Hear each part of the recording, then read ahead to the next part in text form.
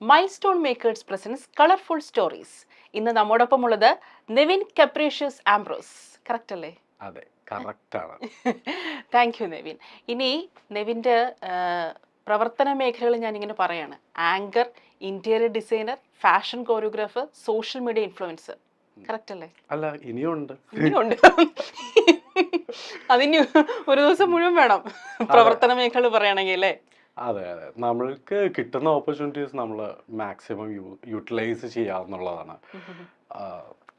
ഞാൻ ഒരു 8 ഇയേഴ്സോളം Zumba ഇൻസ്ട്രക്ടറായിട്ട് work ചെയ്തിട്ടുണ്ടായിരുന്നു.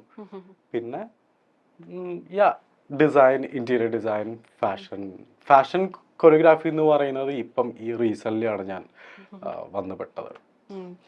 ഇപ്പോൾ സാധാരണഗതിയിൽ നെവിൻ ക്വസ്റ്റ്യൻസ് അങ്ങോട്ട് ചോദിക്കുകയാണ് ചെയ്യാറുള്ളത്. ഇപ്പോൾ ഗസ്റ്റായിട്ട് ഇരിക്കുകയാണ്, ഇന്റർവ്യൂ ആയിട്ട് ഇങ്ങനെ ഇരിക്കുകയാണ്. അപ്പോൾ ആ ഒരു ഇന്റർവ്യൂ ആയിട്ട് ഇരിക്കപ്പോൾ ഒരു അനുഭവം ഉണ്ടല്ലോ, അതൊരു ഡിഫറെൻ്റ് ആയിട്ടുള്ളൊരു എക്സ്പീരിയൻസ് അല്ലേ? അതെ, തീർച്ചയായിട്ടും. അതിനെക്കുറിച്ച് എന്താണ് തോന്നിയിട്ടുള്ളത്? സാധാരണ ഈ ചോദ്യം ചോദിക്കപ്പോൾ കിട്ടുന്ന ആ ഒരു സുഖം, ഈ അതിന് ഉത്തരം കൊടുക്കപ്പം അതെ, നമുക്ക് ചോദ്യം എങ്ങനെ വേണമെങ്കിലും ചോദിക്കല്ലേ. അതായത് നമുക്ക് ഇഷ്ടമുള്ള ചോദ്യം ചോദിക്കാം, പക്ഷെ ആൻസർ കണ്ടുപിടിച്ച് പറയുക എന്നുള്ളതിലാണ് ടാസ്ക് എന്ന് പറയുന്നത്. പക്ഷെ എൻ്റെ അടുത്ത് കുറച്ച് വലിയ ക്വസ്റ്റ്യൻസ് ഒക്കെ ചോദിച്ചോളൂ, കുഴപ്പമില്ല, നോക്കാം. അങ്ങനെയാണെങ്കിൽ ഹോട്ട് സീറ്റിനെ വിളിച്ചാൽ വരും? അയ്യോ വേണ്ട, അതെന്താ? ഒരിക്കലും ഇല്ല. വലിയ ക്വസ്റ്റ്യൻസ് ഒക്കെ ചോദിക്കാൻ പറഞ്ഞിട്ട് നോ, അത് ഹോട്ട് സീറ്റ് അല്ല. അത് പിന്നെ എന്താണ്? അത് ഹോട്ട് സീറ്റ് അല്ല. ഇതിങ്ങനെ ഷവായ കറക്കുന്ന പോലെ കറക്കി എടുത്തിട്ട് പപ്പും കൂടെയൊക്കെ കഴിഞ്ഞിട്ട് ഇതിങ്ങനെ പോകുന്ന പോലെയാ ഈ ചിക്കൻ. അത് വേണ്ടല്ലേ? ഇപ്പോ നെവിന്റെ ഒരു ലൈഫ് ജേർണി ഉണ്ടല്ലോ. നമ്മൾ പലപ്പോഴും നമ്മളൊരു സക്സസിലേക്ക് എത്തുന്നതിന് മുൻപ് ഒരുപാട് കല്ലും മുള്ളും ഒക്കെ ചവിട്ടണം. പക്ഷേ നമ്മൾ സക്സസിൽ എത്തിക്കഴിഞ്ഞ ശേഷവും കുറച്ചുകൂടെ വലിയ കല്ലും മുള്ളും ആയിരിക്കും നമ്മൾ ചവിട്ടേണ്ടി വരുന്നത്. പക്ഷേ നെവിന്റെ ഒരു ലൈഫ് ജേർണിയെ കുറിച്ച് പറയുകയാണെങ്കിൽ, ഇപ്പം നെവിൻ എത്തി നിൽക്കുന്ന ഒരു പൊസിഷൻ ഉണ്ടല്ലോ. നെവിൻ എന്നൊരു സെലിബ്രിറ്റി ഫാഷൻ കോറിയോഗ്രാഫറാണ്, ഒരു സോഷ്യൽ മീഡിയ ഇൻഫ്ലുവൻസർ ആണ്. ഞാൻ ഇൻസ്റ്റാ റീൽസ് ഒക്കെ കണ്ടിട്ടുണ്ടായിരുന്നു. ഭയങ്കരമായിട്ട് ഇഷ്ടപ്പെട്ടു. മാത്രമല്ല വളരെ ആക്റ്റീവാണ്, എനർജറ്റിക് ആണ്. അപ്പോൾ നമുക്ക് ഇത്തരത്തിലൊരു ക്യാരക്ടറേറ്റ് കാണുമല്ലോ. ഇതൊന്നും ഇത്തരത്തിലൊരു പോസിറ്റീവ് ആറ്റിറ്റ്യൂഡൊന്നും ഒരു ദിവസം കൊണ്ടുണ്ടാവുന്നതൊന്നുമല്ല. അതിന് വർഷങ്ങളുടെ ഒരു ജേണി വേണം.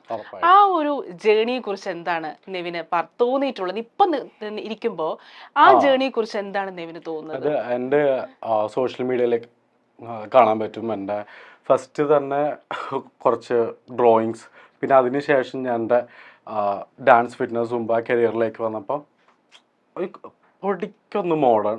പിന്നെ അതിന് ശേഷമാണ് ലൈക്ക് എൻ്റെ ആ ഓരോ ഫോട്ടോസും കണ്ടാൽ മനസ്സിലാക്കി എത്രത്തോളം ഞാൻ ഇവോൾവ് ചെയ്ത് വന്നിട്ടുണ്ട് എന്നുള്ളത്. ബിക്കോസ് ശരിയാണ്, ഈ ഒരു പോസിറ്റിവിറ്റി എന്ന് പറയുന്നത് എല്ലാവർക്കും പോസിറ്റിവിറ്റി സ്പ്രെഡ് ചെയ്യാൻ പറ്റത്തില്ല. അതിന് there are lots of things we have to face. ഞാനങ്ങനെ ഒരുപാട് കാര്യങ്ങൾ ഫേസ് ചെയ്തിട്ടുണ്ട്. Still I am facing. ഞാൻ എൻ്റെ ജേർണിയിൽ കൂടി ഞാൻ മനസ്സിലാക്കിയ കാര്യം, നമ്മൾ മാസ്ക് ഇട്ടിട്ട് നടക്കേണ്ട കാര്യമില്ല ലൈഫിൽ. എന്താണെങ്കിലും കൂടി വന്ന ഒരു 50, 60, 70, 80, 100 വരെ ജീവിക്കുന്ന ഒരു നിർബന്ധമില്ല. ജീവിക്കുന്നവരുണ്ടാവാം. പക്ഷേ ആ ഒരു ലൈഫ് സ്പാനിൽ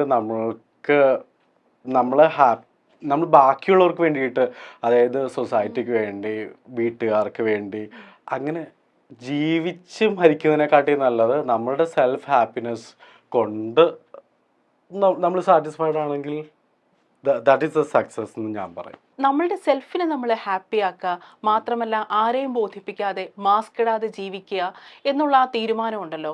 ആ തീരുമാനം, അങ്ങനെ ഒരു തീരുമാനം എടുക്കുന്നതിന് പിന്നിലുള്ള ഒരു ട്രിഗർ ഫാക്ടർ എന്തായിരുന്നു? എന്തുകൊണ്ടാണ് അങ്ങനെ എടുത്തതെന്ന് അതിനിപ്പോൾ എന്താ ഞാൻ പറയാം. അതായത് ഇത് ഞാനിപ്പോൾ എന്താ പറയുക, അല്ല, നമ്മൾ അങ്ങനെ ഒരു തീരുമാനം എടുക്കണമല്ലോ. കാരണം ഇപ്പോൾ ഒരു LGBTQ കമ്മ്യൂണിറ്റിയിൽ അംഗമാവുമ്പോൾ അത് പറയാം.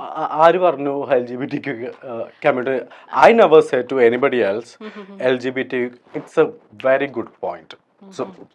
ഓസം ഒരു പോയിന്റാണ്. ഞാൻ പറയാം, ഞാൻ എവിടെയും പറഞ്ഞിട്ടില്ല ഞാൻ LGBTQ കമ്മ്യൂണിറ്റിയുടെ ഭാഗമാണെന്ന്.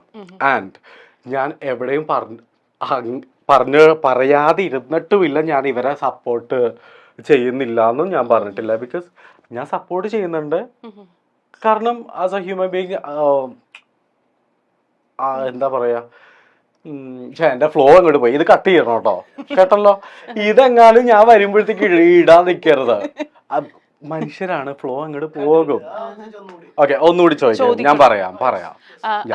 നല്ല ക്വസ്റ്റ്യൻ, ഇതാണ് എനിക്ക് വേണ്ടത്, ഇതാണ് ഞാൻ കാത്തിരുന്ന ക്വസ്റ്റ്യൻ. ചോദിക്കേണ്ടത് ചോദിക്കാം. ഞാൻ അങ്ങനെ ഒരു ഉറച്ച തീരുമാനം എന്നുള്ള കാര്യം ചോദിക്കാൻ കാരണം, പ്രത്യേകിച്ചും LGBTQ ഭാഗമാകുമ്പോൾ, ഒരു ക്യൂർ കമ്മ്യൂണിറ്റിയുടെ ഭാഗമാകുമ്പോൾ. ഇല്ല LGBTQ കമ്മ്യൂണിറ്റി എന്ന് ആരാ പറഞ്ഞത്?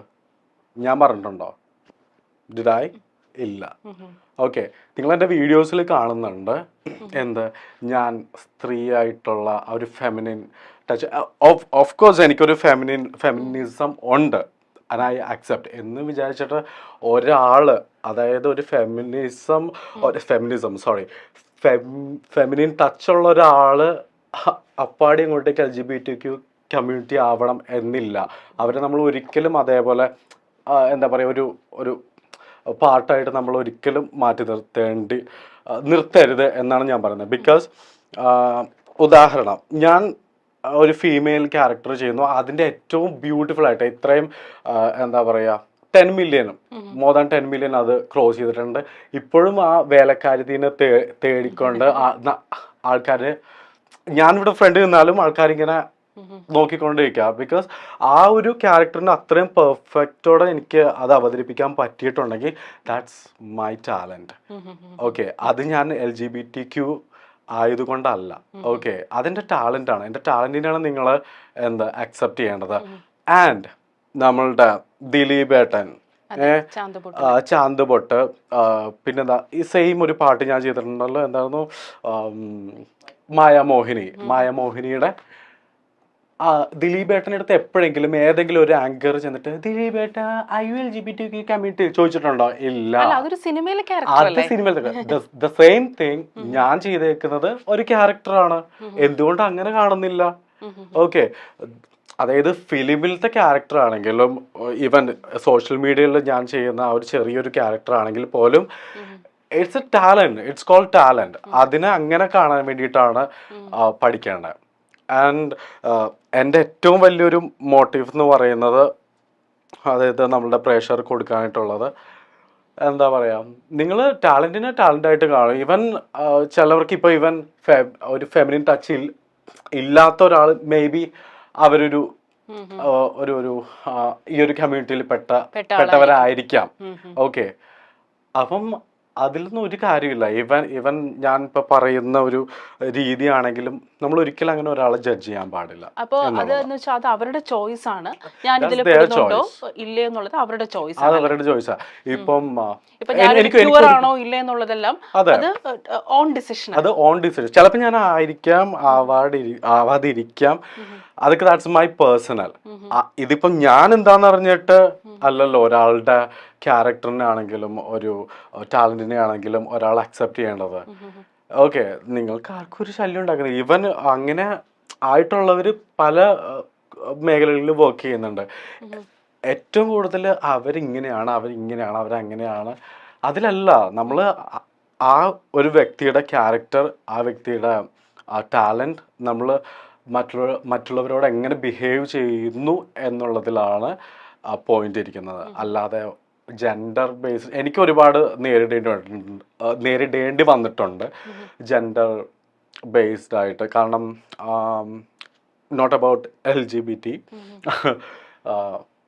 ഈവൻ ഈ ഡാൻസ് ഫിറ്റ്നസ് ഇതിലൊക്കെ ഞാൻ പോകുമ്പോൾ അവിടുത്തെ കമ്മിറ്റിയിലുള്ള ആൾക്കാർ പറയാറുണ്ട്, മെയിൽ ഇൻസ്ട്രക്ടേഴ്സിനെ ഞങ്ങൾ നോക്കുന്നില്ല, because we are looking for female instructor.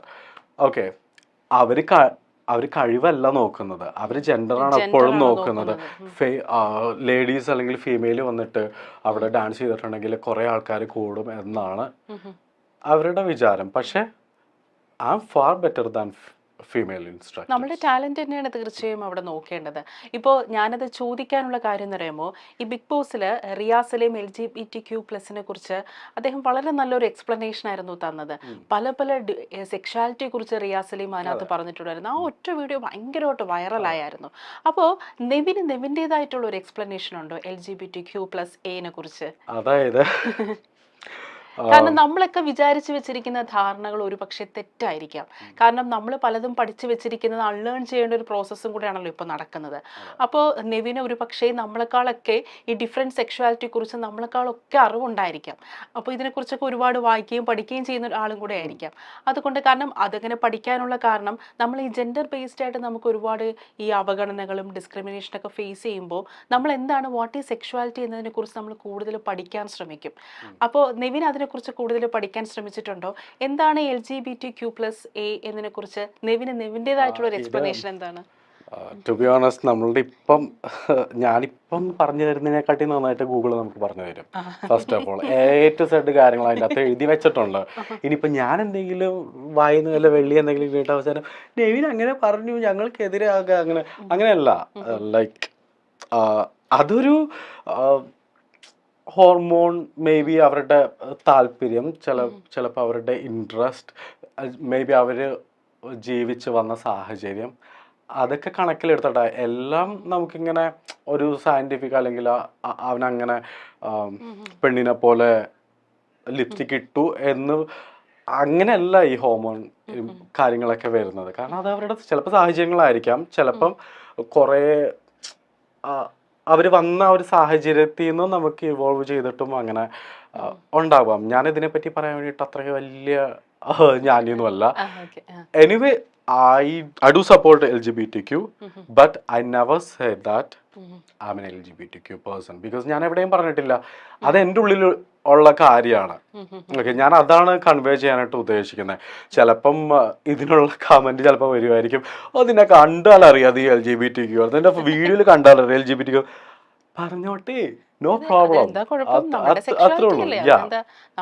അപ്പം അതിനൊരു വലിയൊരു സംഭവമായിട്ട്, അതായത് ഒരു സെപ്പറേറ്റ് ആയിട്ടുള്ള ഒരു ഭാഗമായിട്ട് മാറ്റി നിർത്താനായിട്ട് എനിക്ക് താല്പര്യമില്ല. ബിക്കോസ് എന്തിനങ്ങനെ മാറ്റി നിർത്തേണ്ട ആവശ്യം? അത് അവരുടെ ഇഷ്ടമാണ്.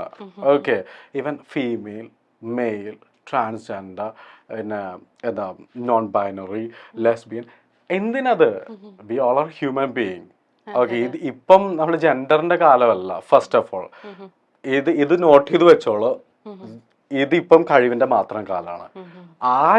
ഇപ്പം ആണുങ്ങള് എത്രയോ നന്നായിട്ട് വലിയ വലിയ കാര്യങ്ങൾ ചെയ്യുന്നു എന്നൊക്കെ പറഞ്ഞിട്ട് ഇപ്പൊ എത്രയോ സ്ത്രീകൾ അതിന് അവർ ചെയ്ത സെയിം തിങ് ഏറ്റവും പെർഫെക്റ്റ് ആയിട്ട് ചെയ്തിട്ടുണ്ട്. മാത്രമല്ല, എനിക്ക് പലപ്പോഴും തോന്നിയിട്ടുള്ളത് ഈ ഫാഷൻ ഫീൽഡ്, ബ്യൂട്ടി ഫീൽഡ്, അതില് ഇപ്പോൾ LGBTQ കമ്മ്യൂണിറ്റി അവർ കൊണ്ടുവരുന്ന അച്ചീവ്മെന്റ്സ് ഉണ്ടല്ലോ, ആ അച്ചീവ്മെന്റ്സ് പലപ്പോഴും ഞാൻ അസൂയയോടെ നോക്കി നിന്നിട്ടുണ്ട്.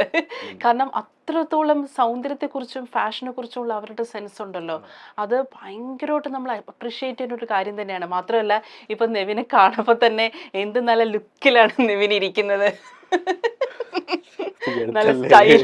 നല്ല സ്റ്റൈലായിട്ടല്ലേ നെവിൻ ഇരിക്കുന്നത്. ദൈവം എന്തിനാണ് ഇത്രയും സൗന്ദര്യം?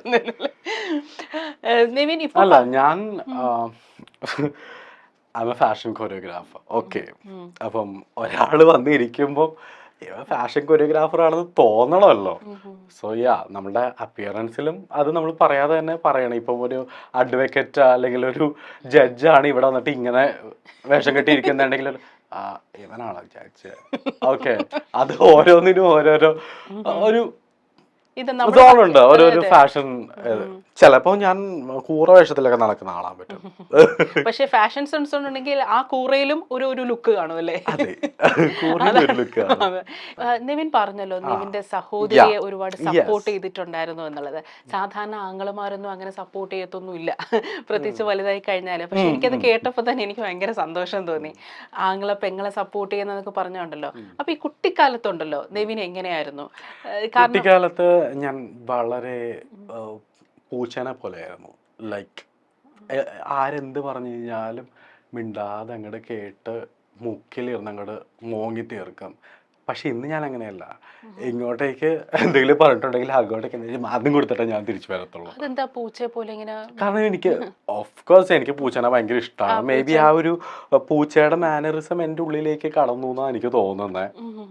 ആറ്റിറ്റ്യൂഡ് ഓഫ് കോഴ്സ് നമ്മളുടെ ഈ ഫാഷൻ ഇൻഡസ്ട്രി തന്നെ ക്യാറ്റ് വാക്ക് പൂച്ചയായിട്ടല്ലേ റിലേറ്റഡ് ആക്കുന്നത്. പൂച്ചയുടെ സ്റ്റൈൽ, പൂച്ചയുടെ ആ ഒരു ആഢ്യത്വം സാധനങ്ങളൊക്കെ. മേ ബി എനിക്ക് ക്യാറ്റ് ലവർ ആയതുകൊണ്ടായിരിക്കും ഞാൻ പൂച്ചേനെ പറ്റിയിട്ട് ഇത്രയൊക്കെ അധികം അങ്ങോട്ടേക്ക് വാചാലനാകുന്നത്.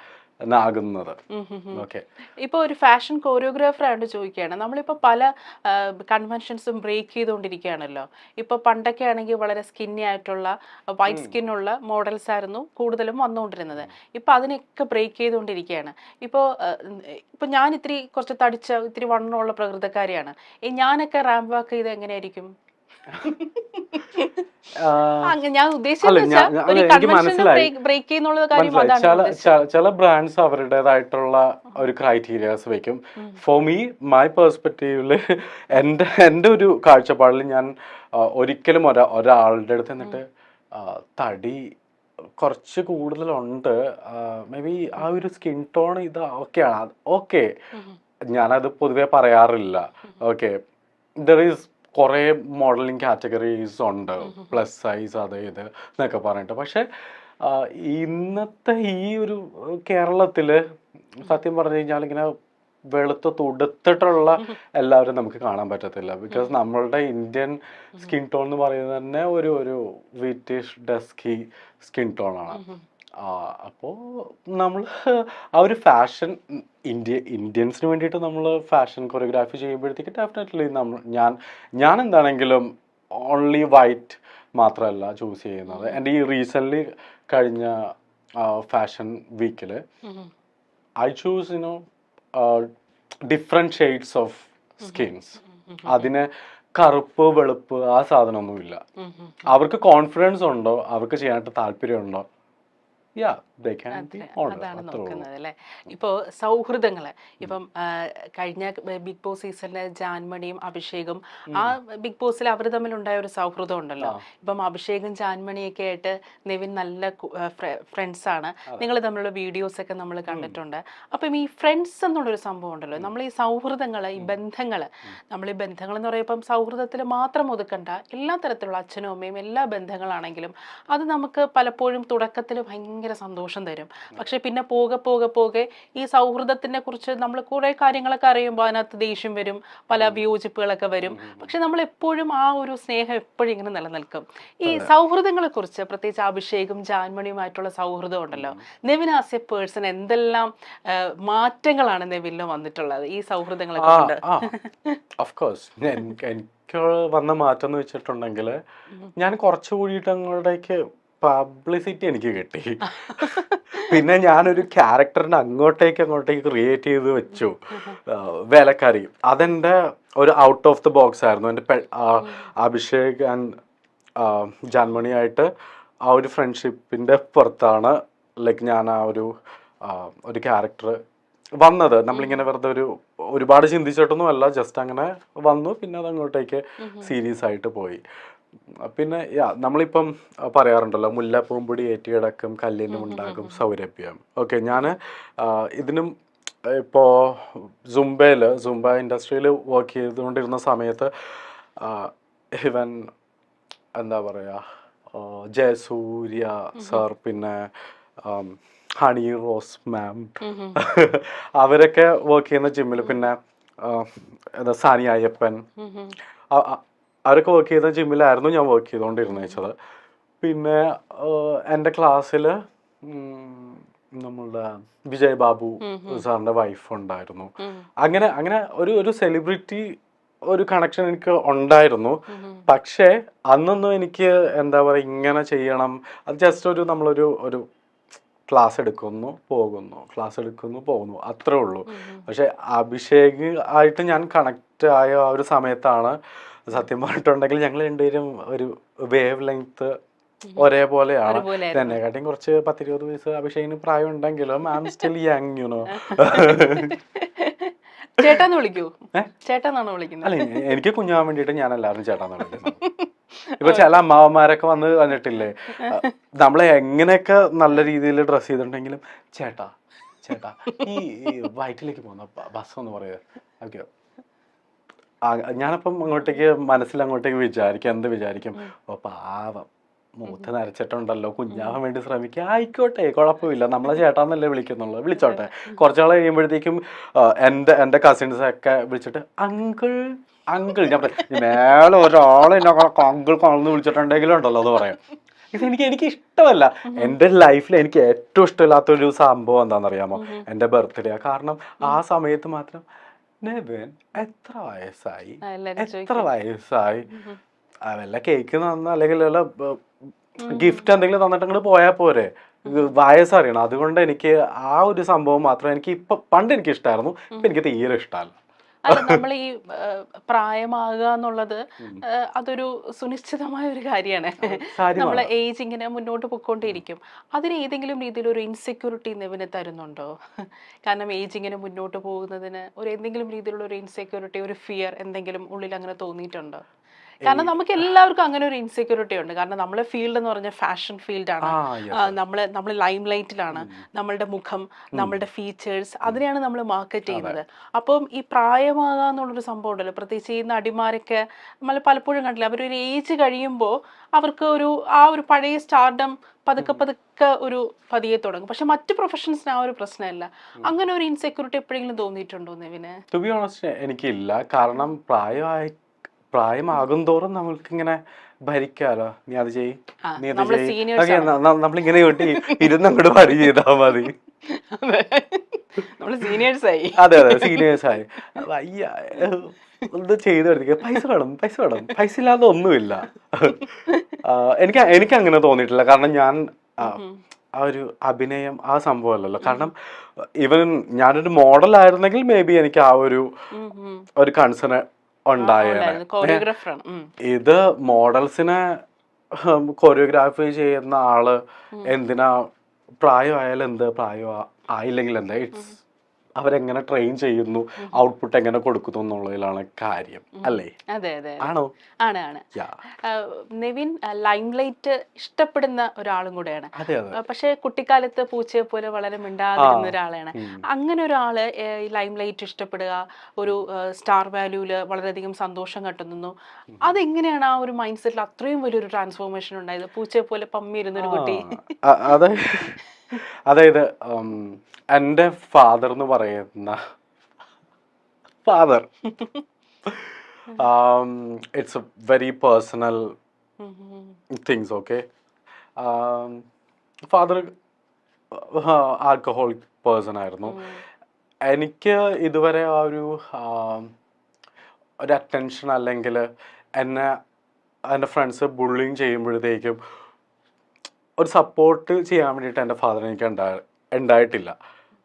പിന്നെ ഒരു ഫസ്റ്റ് ആൻഡ് സെക്കൻഡ് സ്റ്റാൻഡേർഡൊക്കെ ആയപ്പോഴത്തേക്കും എൻ്റെ ഫാദർ എന്നെ വേറൊരു ഫാമിലിയിൽ, ഫസ്റ്റ് ആൻഡ് സെക്കൻഡ്, അപ്പോൾ എനിക്ക് ഓൾമോസ്റ്റ് ഒരു 6-7 ഇയേഴ്സൊക്കെ ഉണ്ടാവത്തുള്ളൂ.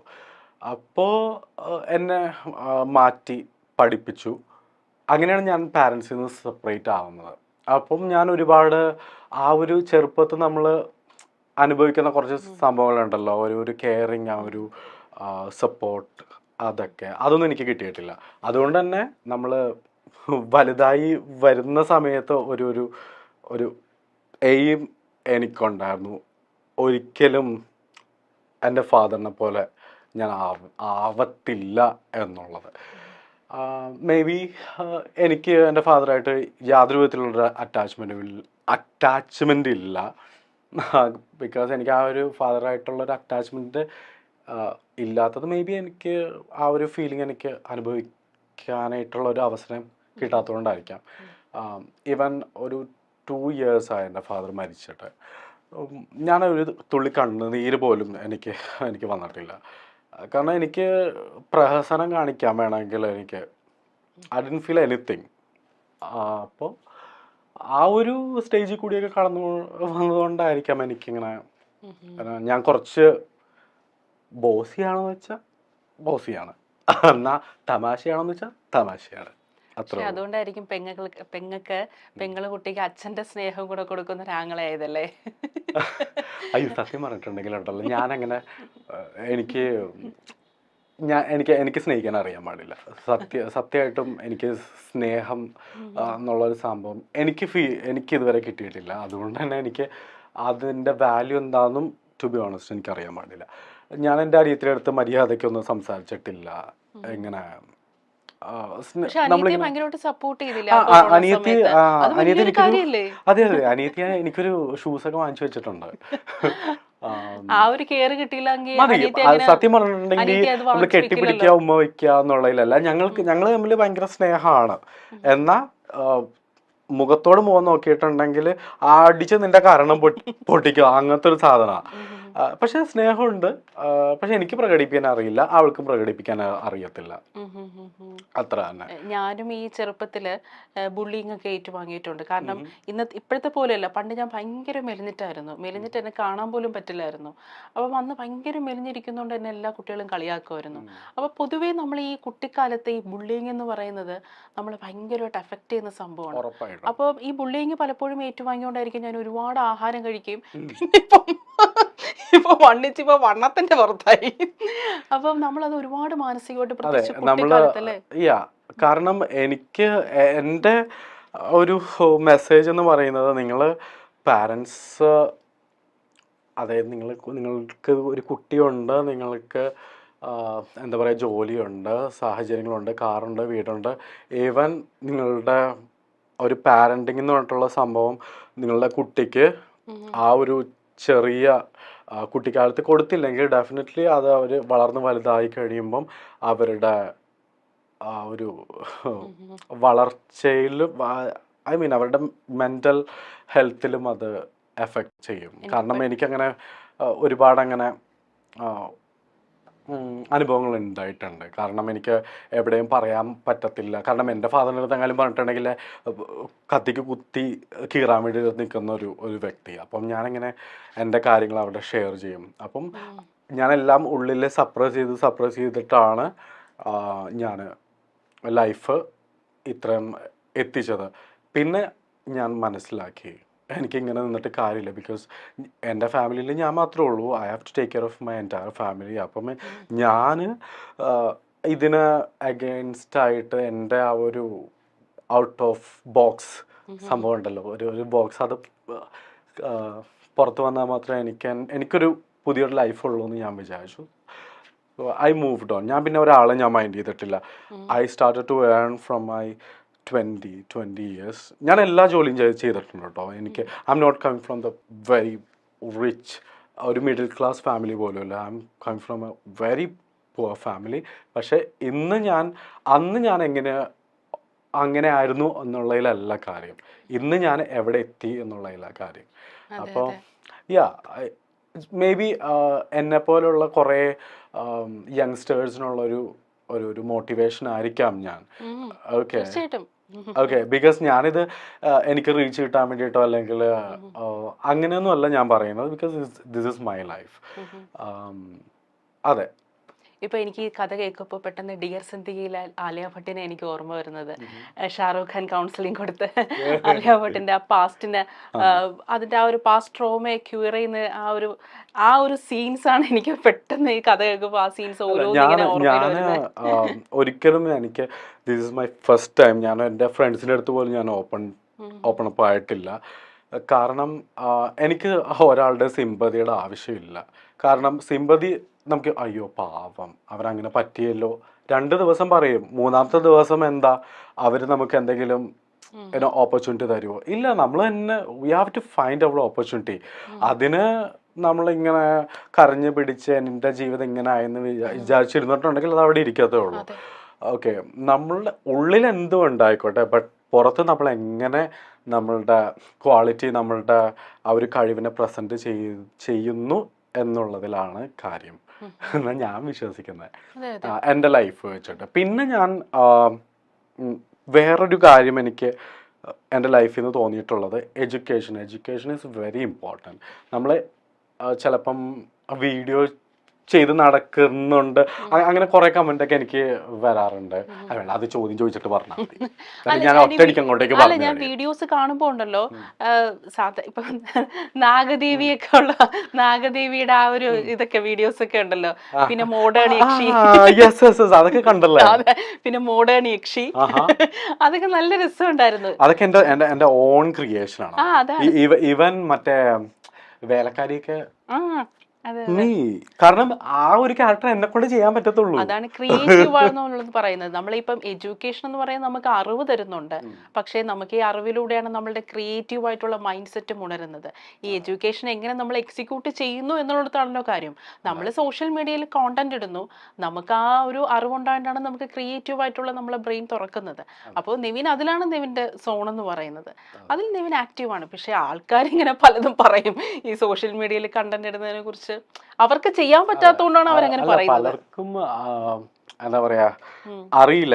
ഇവൻ അഭിഷേക് ആണെന്നുണ്ടെങ്കിൽ അഭിഷേക് ഓൺലി ആ മേക്കപ്പ് ഇട്ട് പൈസ വാങ്ങിക്കുന്നുള്ള അങ്ങനത്തെ കമന്റ് ആണ് വരുന്നത്. പക്ഷെ അല്ല, അഭിഷേക് എല്ലാ ദിവസവും അഭിഷേകോ ഒരു 11 o'clock മുതൽ ഒരു 5:30 വരെ ലാപ്ടോപ്പിന്റെ മുമ്പിൽ ഇരുന്ന് കുത്തിയിരുന്ന് വർക്ക് ചെയ്യുന്നുണ്ട് as A senior software developer. എനിക്ക് ചില സമയങ്ങളിൽ വെള്ളി വീഴും. Okay, this is me.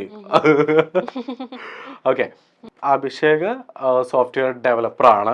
പക്ഷെ പുറത്തുനിന്ന് കാണുന്നവര് എന്താ പറയുന്നത്, ഓ അവൻ 2 ക്രീമും ഭാര്യ പൊത്തിയിട്ട് പൈസ വാങ്ങിക്കാൻ എന്തൊരു സുഖമാണ് അവൻ്റെ ലൈഫ്. പക്ഷെ എനിക്കറിയാം, കാരണം ഇതെല്ലാം കഴിഞ്ഞതിന് ശേഷമാണ് അഭിഷേക് ഈവനിങ്ങിൽ ഇരുന്നിട്ട് അല്ലെങ്കിൽ ആ ഒരു സമയം പെർട്ടിക്കുലർ സമയം മാറ്റി വെച്ചിട്ടാണ് ഈ കാര്യങ്ങൾ ചെയ്യുന്നത്. ഈവൻ പേഴ്സണൽ ആ ഒരു പാഷനും അതിൽ തന്നെ പ്രൊഫഷനും ഒരുമിച്ച് കൊണ്ടുപോകുന്നതിൽ ഞാൻ സത്യം പറഞ്ഞാൽ ഒരു ഏറ്റവും കൂടുതൽ അഡ്മയർ ചെയ്യുന്ന ഒരു വ്യക്തിയാണ് അഭിഷേക്. കാരണം എവിടെയൊക്കെ എന്തൊക്കെ പരിപാടി ഉണ്ടെങ്കിലും കറക്റ്റ് സമയത്ത്, ഇവൻ മൂന്നാറാണെങ്കിലും വാഗമണ്ണോ എവിടെ ആയിക്കോട്ടെ, ഇവൻ ഒരു കൊക്കയിൽ വീണിട്ടാണെങ്കിൽ പോലും ലാപ്ടോപ്പ് കൈ പിടിച്ചിട്ട്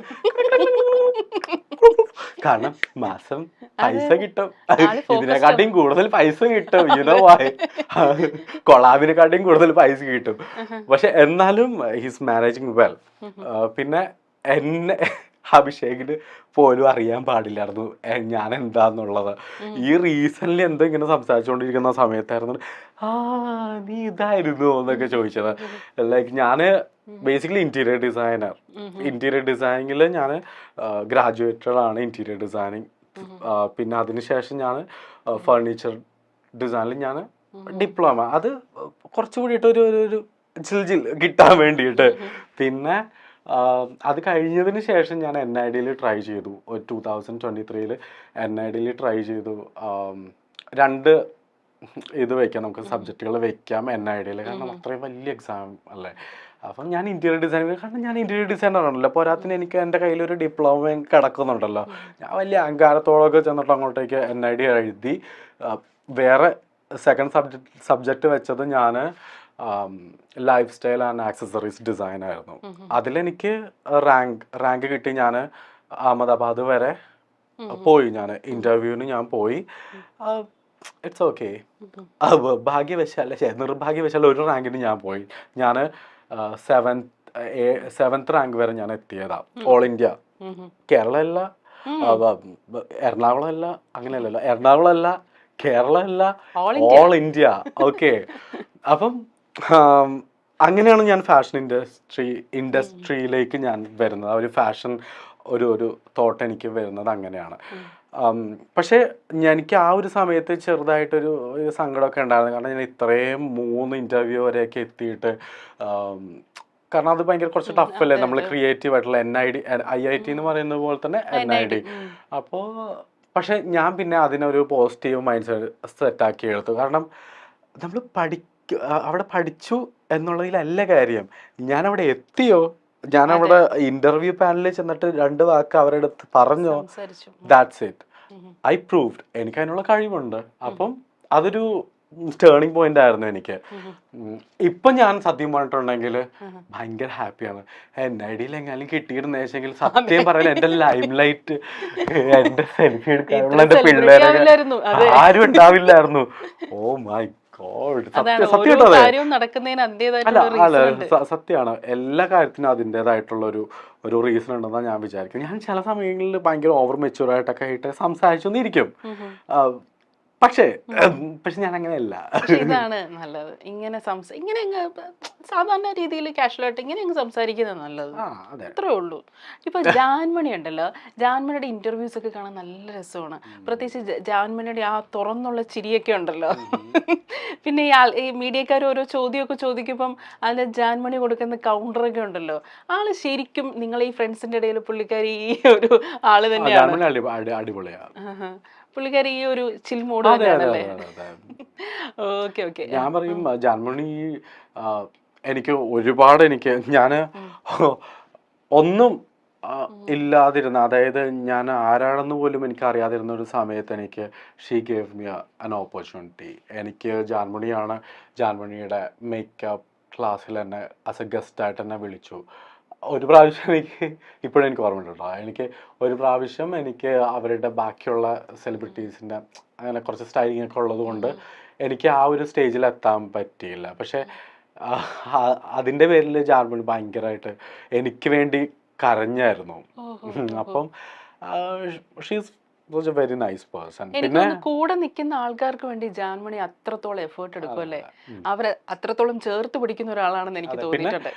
പിന്നെ ഇവൻ ഞങ്ങള് തമ്മിൽ ചിലപ്പം വഴക്കിടും, ചില സമയത്ത് ബ്ലോക്ക് ചെയ്ത് 2 ദിവസം മാറിയിരിക്കും, ചില സമയത്ത് അഭിഷേകിന് ഇപ്പം ഇനി ഞാൻ തൃശ്ശൂർക്ക് വരുന്ന പ്രശ്നമില്ല.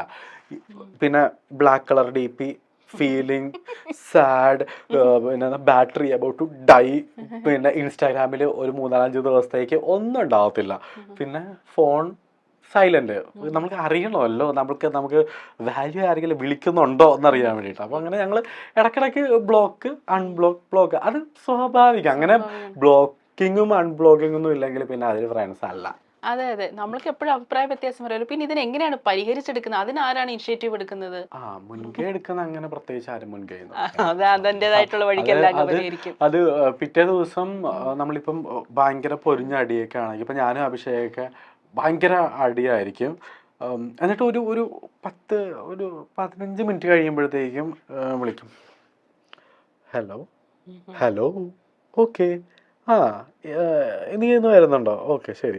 അപ്പം ആ 15 മിനിറ്റ് കൊണ്ട് അത് തീർന്നു. പിന്നെ നമ്മൾ ആ സമയത്ത് എന്തിനാ വഴക്കിട്ടതെന്ന് പറഞ്ഞു അങ്ങനെ ആവുന്നു. അങ്ങനെ മനസ്സിൽ അങ്ങനെ ഒരുപാട് നാൾ അങ്ങനെ കൊണ്ടുനടക്കാത്ത ആളാണ്. ഒരിക്കലും ഇല്ല. ഞാനല്ലേ, ഞാനങ്ങനെ വഴക്കൊന്നും, പക്ഷെ വഴക്കിടുന്ന സമയത്ത് അങ്ങോട്ടേക്ക് പൊരിഞ്ഞ വഴക്ക് ചിലപ്പം ഞാൻ തന്നെ എന്നെ കത്തിച്ചു കളയുന്നൊക്കെ പറയും.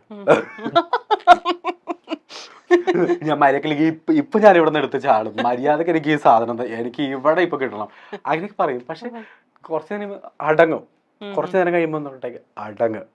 ഞാൻ എന്നോട് തന്നെ സംസാരിക്കും, വേണ്ട ഒരുപാട് അങ്ങോട്ടേക്ക് ഓവർ ആവല്ലേ, ഒരു പട്ടിക്കുഞ്ഞും തിരിഞ്ഞു നോക്കാൻ വേണ്ടി പറ്റില്ല. കുറച്ചു നേരം അവിടെ പോയിട്ട് ഇരുന്ന് 2 മിനിറ്റ് ശ്വാസം എടുക്കും, ശ്വാസം വിടും, ഓക്കെ, എന്നിട്ട് നമ്മൾ ബാക്ക് ടു നോർമൽ, അത്രേ ഉള്ളൂ.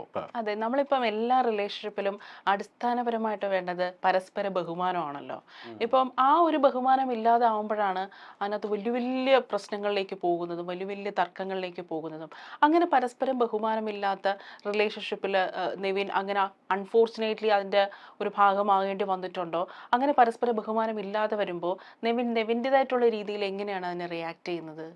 അങ്ങ് ഇഗ്നോർ ചെയ്ത് വിടുകയാണോ ചെയ്യുന്നത്, അതോ? ഞാൻ ഇഗ്നോർ ചെയ്ത് വിടാണ് ചെയ്യുന്നത്. കാരണം ഞാൻ ഒരു ടോക്സിക് റിലേഷൻഷിപ്പിലും സ്റ്റിക്ക് ഓൺ ചെയ്ത് നിൽക്കില്ല, ഫസ്റ്റ് ഓഫ് ഓൾ. കാരണം ഞാൻ ഓൾറെഡി വന്നത് എൻ്റെ ഫാമിലി ബാക്ക്ഗ്രൗണ്ട് തന്നെ ഒരു ടോക്സിക് ആ ഒരു സിറ്റുവേഷനിൽ നിന്ന്. അപ്പോൾ പിന്നെ എനിക്ക് നന്നായിട്ട് അറിയാം എത്രത്തോളം എങ്ങനെ ഹാൻഡിൽ ചെയ്യണം എന്നെനിക്ക് നന്നായിട്ട് അറിയാം.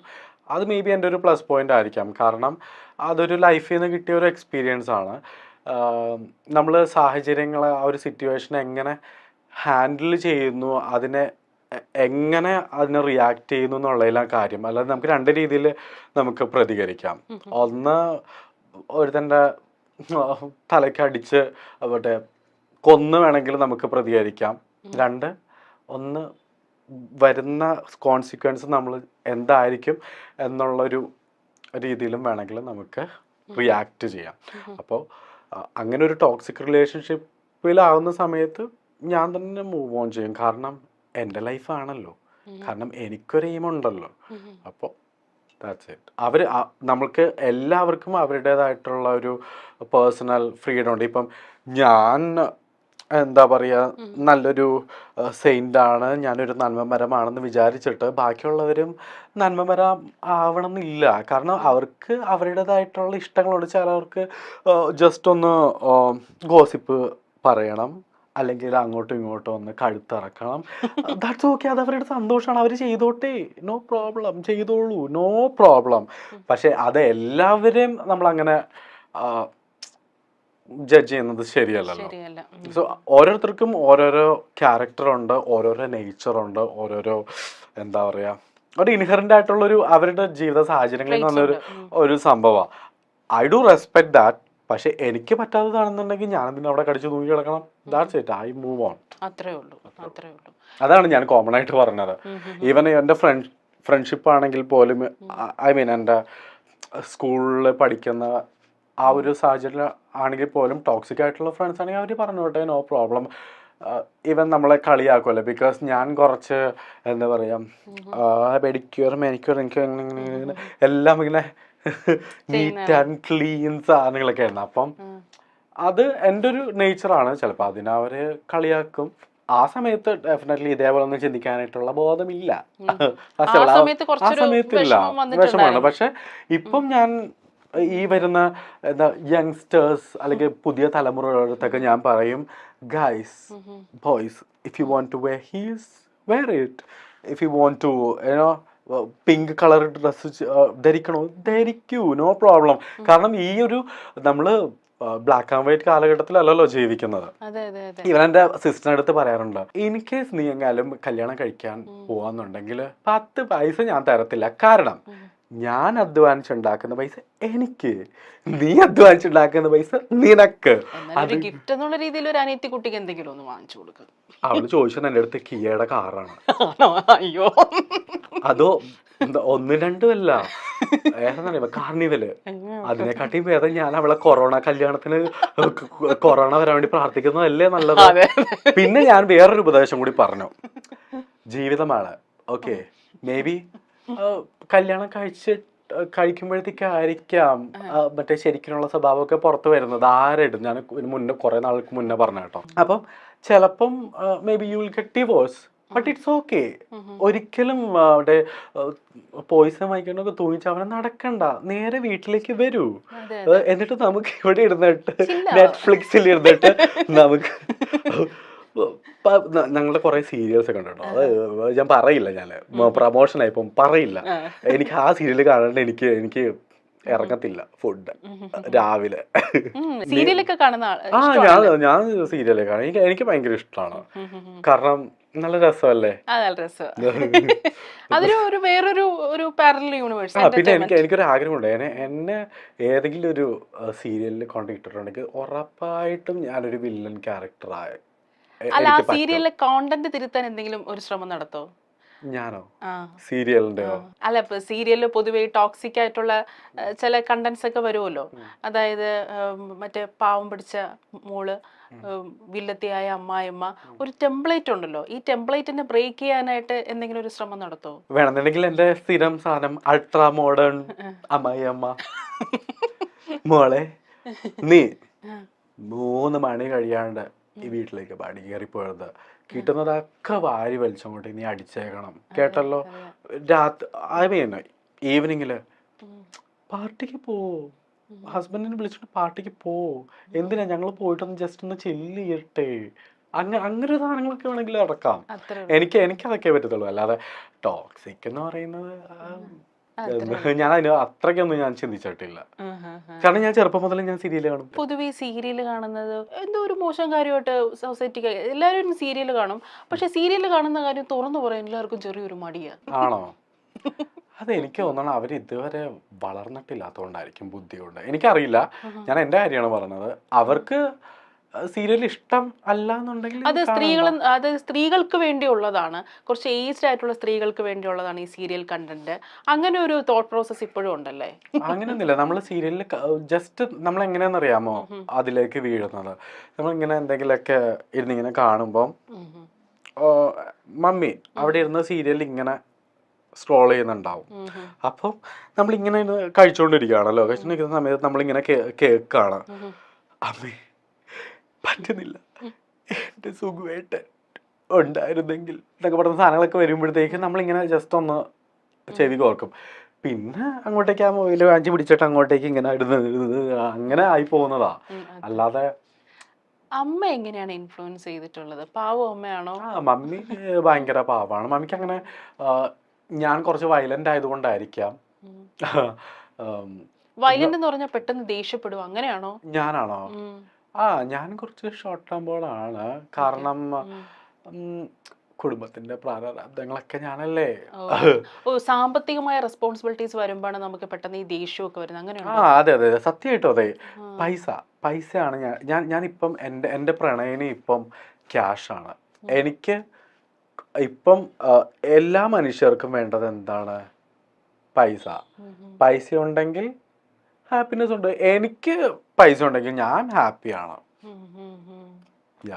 എത്ര സങ്കടം ഉണ്ടെങ്കിലും പൈസ ഉണ്ടെങ്കിൽ വിത്തിൻ ഒരു പൈസ തരൂ, ഞാൻ സന്തോഷിക്കട്ടെ. അല്ല, എനിക്ക് പലപ്പോഴും തോന്നിയിട്ടുണ്ട് ഈ പലരും ഈ ഞാൻ സ്ട്രഗിൾ ചെയ്തത് സാമ്പത്തിക ബാധ്യത വരുമ്പോഴാണ്, എല്ലാം നമ്മളെ തോളിലാവുമ്പോഴാണ് എന്നെ ഒരുപാട് എന്നെ എൻ്റെ ടാലന്റ്, എൻ്റെ ഒരു എന്താ പറയുക സ്കിൽ പലരും എന്നെ യൂട്ടിലൈസ് ചെയ്തിട്ടുണ്ട്. അത് ഞാൻ മനസ്സിലാക്കുന്നു. I M not talking about a particular ഒരു പോയിന്റ്. കാരണം ഞാൻ വർക്ക് ചെയ്യുന്നത് പൈസയ്ക്ക് വേണ്ടിയിട്ടാണ്. എൻ്റെ ഫാമിലി അല്ലെങ്കിൽ എൻ്റേതായിട്ടുള്ള ആ ഒരു പേഴ്സണൽ സാധനങ്ങൾ കെട്ടിപ്പടുക്കാൻ വേണ്ടിയിട്ടാണ് ഞാൻ വർക്ക് ചെയ്യുന്നത്. Even you doing anchoring and I was also an anchor. നമ്മൾ എന്ത് വർക്ക് ചെയ്യുന്നുണ്ടെങ്കിലും ഈവൻ എന്തും ഞാൻ പല മേഖലയിൽ വർക്ക് ചെയ്തിട്ടുണ്ടല്ലോ. അവിടെ എല്ലാം എല്ലാവരും അല്ല, എനിക്ക് അങ്ങനത്തെ ഒരു ഇത് ഫീൽ ചെയ്തിട്ടുണ്ട്. കാരണം നമ്മൾ എത്ര ടാലൻറ്റോടെ ചെയ്തിട്ടുണ്ടെങ്കിലും ഈ ഒരു പെർട്ടിക്കുലർ എമൗണ്ട് എനിക്ക് ബിക്കോസ് യു ആർ ന്യൂ കമർ. നമ്മൾ ന്യൂ കമർ അങ്ങനെയല്ല നമ്മൾ ഒരാൾക്കൊരു ഒരു പേയ്മെന്റ് കൊടുക്കേണ്ടത്.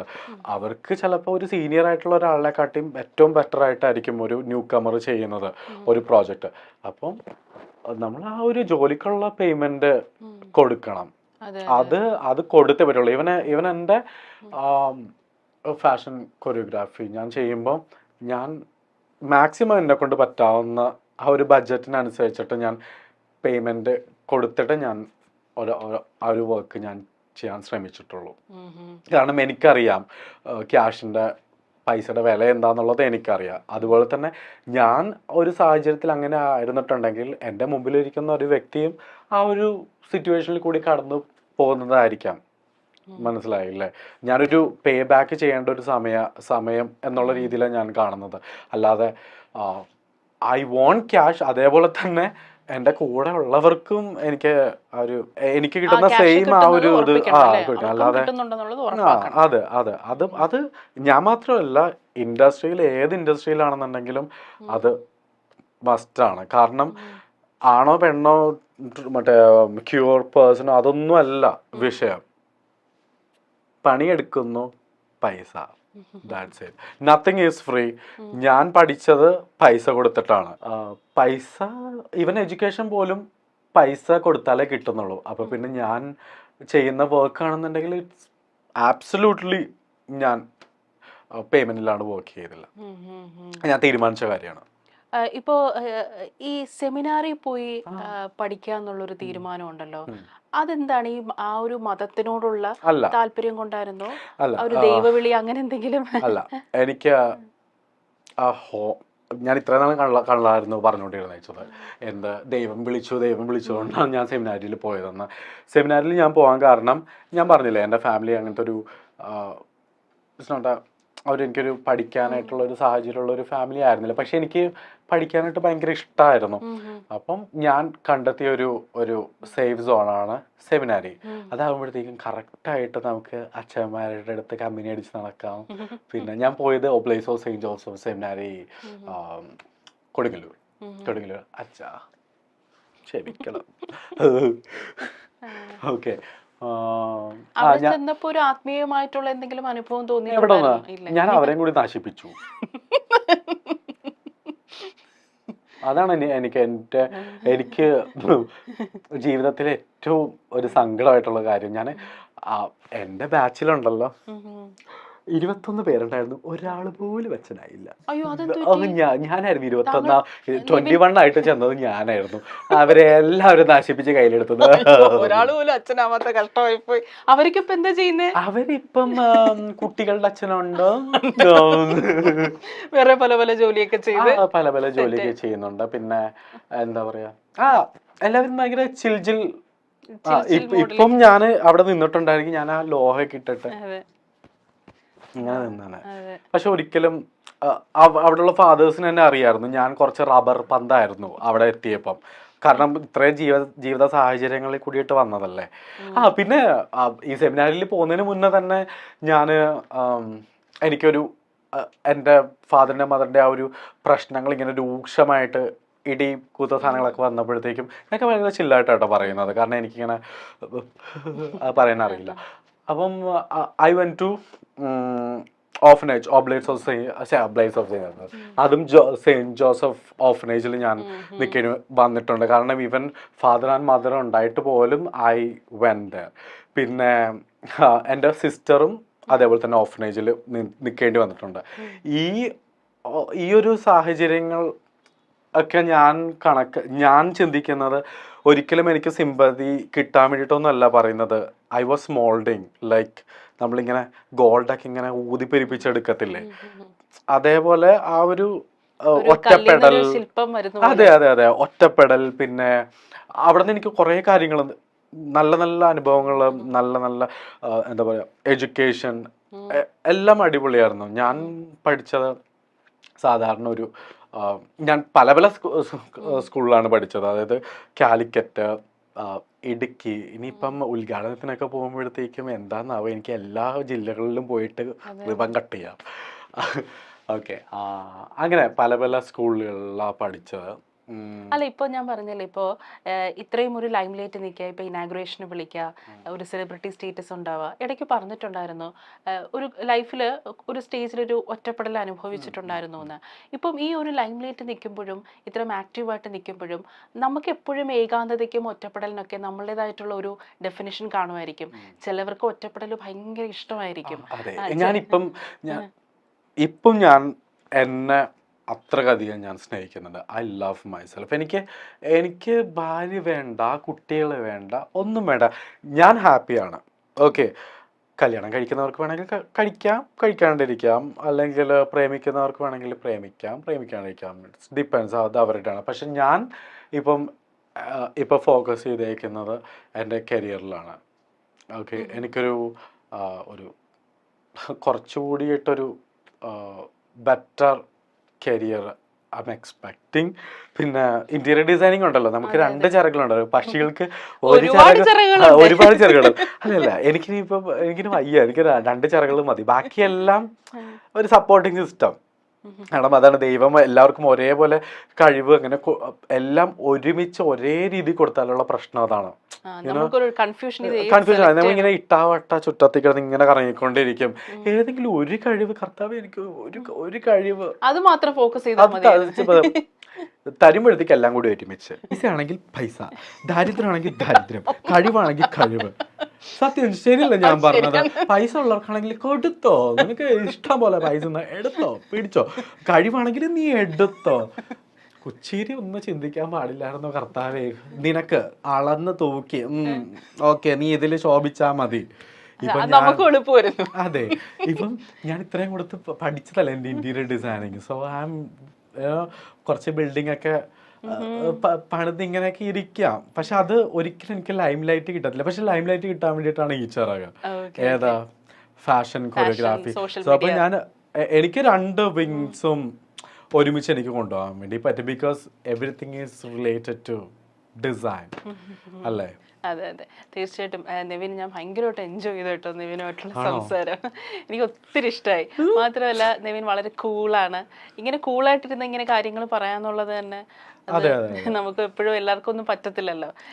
എനിക്ക് പൊതുവെ എനിക്ക് സങ്കടങ്ങൾ അങ്ങനെ ടെൻഷനും സ്ട്രെസ് ഒന്നും അങ്ങനെ വരുന്ന ഒരാളൊന്നും അല്ല. ഇല്ല, ഞാൻ സങ്കടം വരും എനിക്ക് കാരണം ഞാൻ മനുഷ്യനാണല്ലോ. സങ്കടം വന്നില്ലെങ്കിൽ പിന്നെ അവരെ മനുഷ്യനെന്ന് ഗണത്തിൽ കൂട്ടാൻ പറ്റത്തില്ല, വെറും മൃഗം. പക്ഷെ എനിക്ക് I know how to control my emotions. ചിലപ്പോൾ ഒരാൾ കരഞ്ഞു എന്ന് വിചാരിച്ചിട്ട് അവരൊരിക്കലും ഒരു സ്ട്രോങ് അല്ലാത്തൊരു വ്യക്തി ആവുന്നില്ല, ശരിയല്ലേ? ഒരാള് കരയുന്നില്ല എന്ന് വിചാരിച്ചിട്ട് ഒരിക്കലും അവര് ഒരു എന്താ പറയാ കരിങ്കല്ലാണ് നെഞ്ചിലൊന്നും പറയാൻ പറ്റത്തില്ല. ശരിയാണ്. പക്ഷെ എന്നെ സംബന്ധിച്ചിടത്തോളം ഞാനത് പഠിച്ചു കഴിഞ്ഞു. കാരണം ഞാൻ കരഞ്ഞുകൊണ്ടിരുന്നിട്ടുണ്ടെങ്കിൽ ഏനോ അതായത് ഒരു ഗൃഹനാഥൻ, ഞാൻ പണ്ടല്ലേ ഗൃഹനാഥൻ, അതെ, അങ്ങനെ കരഞ്ഞിട്ടുണ്ടെങ്കിൽ ബാക്കി എന്നെ ആശ്രയിച്ചിരിക്കുന്നവർക്ക് എന്താണ് ഹോപ്പ്, ശരിയല്ലേ? അപ്പം കരയാതിരിക്കാൻ ഞാൻ പഠിച്ചു. അഭിനയമായിരിക്കാം, എന്തോ ആയിക്കോട്ടെ, വാട്ട് എവർ ഇറ്റ് ഈസ്. ഇതൊക്കെ എൻ്റെതായിട്ടുള്ള ഒരു പെർസ്പെക്റ്റീവാണ്. ബോറടിപ്പിക്കുന്നില്ലല്ലോ? ഓക്കെ, ഇതൊക്കെ എൻ്റെ റിയൽ ലൈഫ് സ്റ്റോറിയാണ്. ഓക്കെ, പിന്നെ വേറെന്താ? അതെ, ഏതായാലും നല്ലൊരു ടോക്കായിരുന്നു നവീൻ. എനിക്ക് ഭയങ്കരമായിട്ട് ഇഷ്ടമായി. നവീൻ കരിയറിൽ വലിയൊരു സക്സസ് ഉണ്ടാവട്ടെ. എനിക്ക് ഇനിയും വേണം. ഞാനൊരു സത്യം പറഞ്ഞാൽ ഒന്നും എത്തിയില്ല, എനിക്ക് ഇനിയും വേണം. I want more. കാരണം എൻ്റെ ഈ യങ്സ്റ്റേഴ്സിൻ്റെ അടുത്ത് പറയാനായിട്ടുള്ളത്, നിങ്ങൾ സ്വപ്നം കാണണം. കാരണം എന്ന് വെച്ചിട്ടുണ്ടെങ്കിൽ നിങ്ങൾ അബ്ദുൽ കലാമൊക്കെ ഇങ്ങനെ പറയത്തില്ലേ, നിങ്ങൾ സ്വപ്നം കാണും, നിങ്ങളുടെ ഉറക്കം കെടുത്തുന്നതായിരിക്കണം സ്വപ്നം എന്നുള്ളത്. ഞാൻ എനിക്ക് തന്നെ ഞാൻ ചെയ്തൊരു ടെക്നിക്കാണ്. നിങ്ങൾക്കൊരു ഫാഷൻ കൊറിയോഗ്രാഫറായിട്ട് വർക്ക് ചെയ്യാനായിട്ട് താല്പര്യം വേണം എന്നുണ്ടെങ്കിൽ U act like A fashion choreographer. കാരണം ഞാൻ എവിടെയെങ്കിലുമൊക്കെ പോകുമ്പോൾ ഒരു കാര്യമില്ല, വെറുതെ ഫാഷൻ കാണാനൊക്കെ ആയിട്ടായിരിക്കും പോകുന്നത്. But I dress like fashion, അത് ഇത് പുതിയ ജിൽ സാധനങ്ങൾ, എൻ്റേതായിട്ടുള്ളൊരു പേഴ്സണൽ സാധനങ്ങളൊക്കെ ഇട്ടിട്ട് ഞാൻ ആക്ട് ചെയ്ത് തുടങ്ങി. അതായത് ഞാനൊരു ഫാഷൻ കൊറിയോഗ്രാഫറാണ് എന്നുള്ള രീതിയിൽ ഞാൻ അതിൻ്റെ ഫസ്റ്റ് ഡ്രസ്സിങ് അപ്പിയറൻസിൽ മാറ്റം വരുമ്പോൾ തന്നെ നമ്മുടെ അൺകോൺഷ്യസ് മൈൻഡിൽ നമ്മളൊക്കെ ഫാഷൻ കൊറിയോഗ്രാഫറാണ്, we have to behave like proper fashion choreographer എന്നുള്ളൊരു സംഭവം വരും. അങ്ങനെ ആ ഒരു മാനിഫെസ്റ്റ് ചെയ്യണം. എനിക്ക് അപ്പം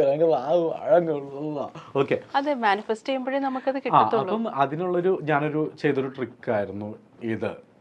ഇപ്പഴല്ല കേട്ടോ, ഇപ്പൊ ഞാൻ ശരിക്കും ഫാഷൻ കൊറിയോഗ്രാഫറാണ്. അതെ അതെ, നമുക്ക് പറയാതെ തന്നെ നമുക്ക് കാഴ്ചയിൽ തന്നെ മനസ്സിലാവും. ഏതായാലും നിവിൻ, താങ്ക് യു. ഇനി നമുക്ക് വീണ്ടും കാണണം, കണ്ടുമുട്ടണം. ഒരുപാട് കാര്യങ്ങൾ എനിക്ക് ഇനിയും സംസാരിക്കണം എന്നൊക്കെയുണ്ട്. പക്ഷെ നമുക്ക് സമയത്തിന്റെ പരിമിതി മൂലമാണ്. എനിക്ക് മനസ്സിലായി. എനിക്ക് ഇപ്പോഴേ ഇങ്ങനെ നന്ദി പറഞ്ഞപ്പോഴേ എനിക്ക് മനസ്സിലായി കാട് കയറി പോയിട്ടുണ്ടോ. അല്ലല്ല, നമുക്ക് ഇനിയും സെഗ്മെന്റ് ഉണ്ടല്ലോ, അതുകൊണ്ടാണ്. അപ്പം thank you Nivin, thank you. Okay.